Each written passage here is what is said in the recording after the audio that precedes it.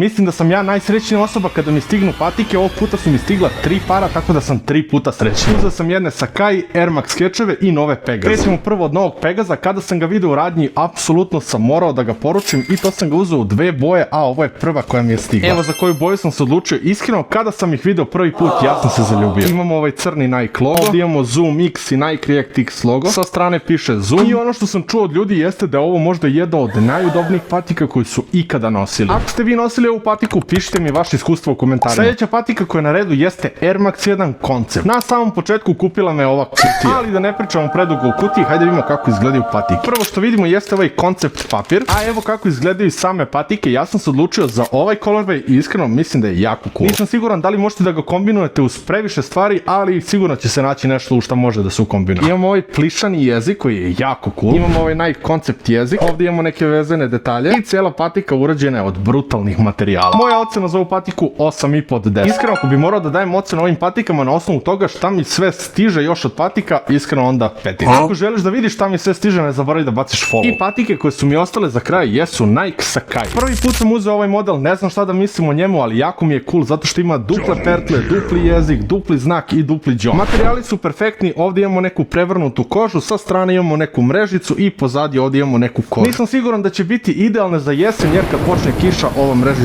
će propuštati vodu. Ali bože moj, nosit ću ih dok ne krene kiša. Ako želiš da vidiš šta mi još sve stiže od patika, ne zaboravi da lajkuješ video i zapratiš kanal. Ćao!